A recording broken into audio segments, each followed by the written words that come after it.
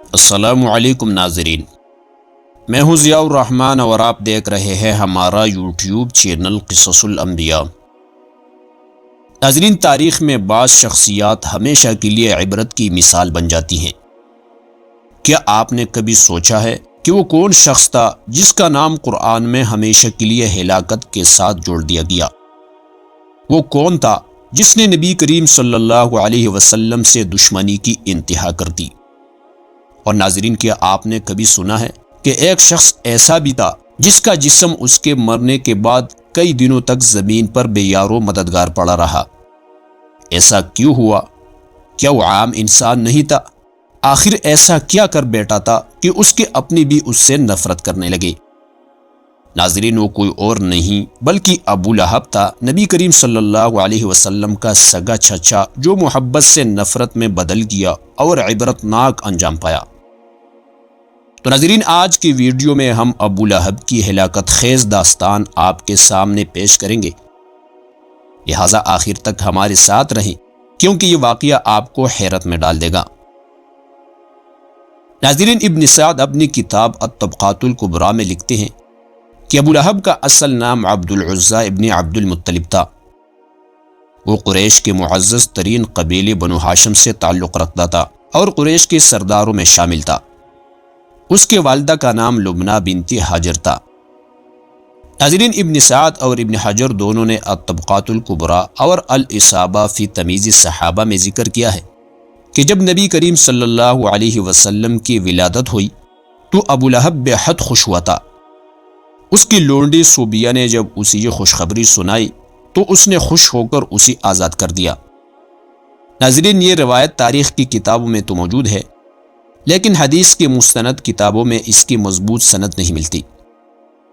ناظرین، صحیح بخاری اور صحیح مسلم میں روایت ہے کہ جب نبی کریم صلی اللہ علیہ وسلم کو اللہ تعالی نے حکم دیا کہ اپنے قریبی رشتہ داروں کو اسلام کی دعوت دے، تو آپ صلی اللہ علیہ وسلم نے جبل صفا پر کھڑے ہو کر قریش کو پکارا اور فرمایا، اگر میں تمہیں یہ کہو کہ پہاڑ کے پیچھے ایک لشکر ہے جو تم پر حملہ کرنے والا ہے تو کیا تم مجھ پر یقین کرو گے؟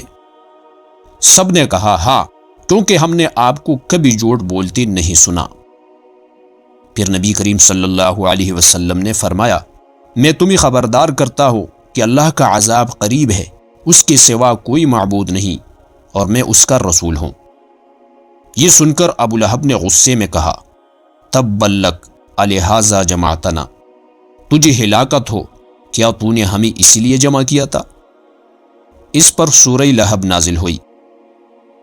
چنانچہ اللہ تعالی نے فرمایا، تبت یدا ابی لہب وتب ما اغنى عنه ماله وما كسب سيصلى نارا ذات لہب۔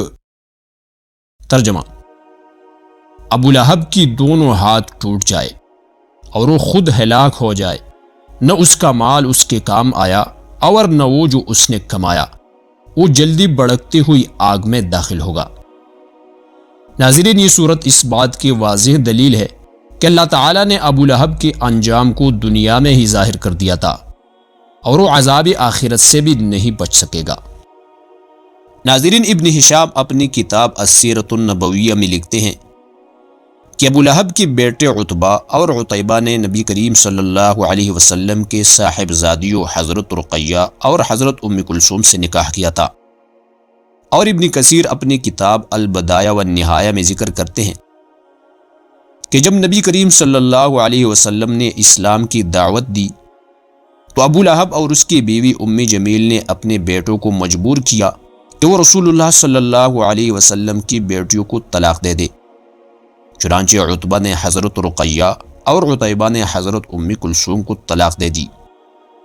ناظرین، ابن کثیر اپنی تفسیر میں ذکر کرتے ہیں کہ ابو لہب کی بیوی ام جمیل نبی کریم صلی اللہ علیہ وسلم کو تکلیف پہنچانے کے لیے راستوں میں کانٹے ڈالتی تھی۔ چنانچہ صحیح ابن حبان میں روایت ہے کہ جب بھی نبی کریم صلی اللہ علیہ وسلم کسی محفل میں دین کی بات کرتے تو ابو لہب آپ کے پیچھے آ کر لوگوں کو گمراہ کرتا اور کہتا، یہ میرا بتیجا ہے یہ پاگل ہو گیا ہے، اس کی بات نہ سنو۔ اس لیے اللہ تعالی نے قرآن میں فرمایا وَامْرَأَتُهُ حَمَّالَةَ الْحَطَبِ فِي جِيدِهَا حَبْلٌ مِّن مَّسَدٍ۔ ترجمہ، اور اس کی بیوی بھی ہلاک ہوگی جو ایندھن اٹھانے والی ہے، اس کے گلے میں کھجور کی چھال کی بٹی ہوئی رسی ہوگی۔ ناظرین، ابن ہشام اپنی السیرۃ النبویہ میں ذکر کرتے ہیں کہ غزوہ بدر میں قریش کی شکست کے بعد ابو لہب کو شدید صدمہ پہنچا، اور ابن کثیر البدایہ والنہایہ میں بیان کرتے ہیں کہ چند دن بعد ابو لہب ایک خطرناک بیماری عدسیہ یعنی طاعون جیسی بیماری میں مبتلا ہو گیا، جس سے اس کا جسم گلنے سڑنے لگا اور بدبو آنے لگی۔ اور طبری اپنی تاریخی طبری میں لکھتے ہیں کہ یہ بیماری اتنی خوفناک تھی کہ ابو لہب کے گھر والے بھی اس کے قریب جانے سے ڈرتے تھے۔ کئی دن تک اس کی لاش یوں ہی پڑی رہی، پھر چند لوگوں نے ڈنڈوں سے دھکیل کر اسے ایک گڑھے میں پھینک دیا اور اس پر پتھر ڈال دیے۔ ناظرین، ابو لہب کے انجام سے ہم یہ سبق ملتا ہے کہ اللہ اور اس کے رسول صلی اللہ علیہ وسلم کی دشمنی کا انجام ہمیشہ ذلت اور تباہی ہوتا ہے۔ طاقت، مال و دولت اور خاندانی حیثیت کسی کو اللہ کے عذاب سے نہیں بچا سکتی۔ حق کا انکار کرنے والے اور ضد اور عناد میں اندھے ہو جانے والے بالآخر برباد ہو جاتے ہیں۔ یہ واقعہ ہم یہ بھی سکھاتا ہے کہ سچائی کے راستے پر چلنے والوں کو آزمائشوں کا سامنا ضرور ہوتا ہے، آخر میں کامیابی حق اور اس کے ماننے والوں کی ہوتی ہیں، جبکہ جھوٹے اور سرکش لوگ ذلت کے ساتھ مٹ جاتے ہیں۔ ناظرین، امید کرتے ہیں کہ ہماری ویڈیو آپ کو پسند آئی ہوگی۔ اگر ویڈیو پسند آئی ہوں تو ویڈیو کو لائک، شیئر اور کمنٹ میں اپنے رائے کا اظہار ضرور کیجیے گا، اور اگر آپ اس قسم کی مزید ویڈیوز دیکھنا پسند کرتے ہیں تو ہمارے چینل قصص الانبیاء کو سبسکرائب کریں۔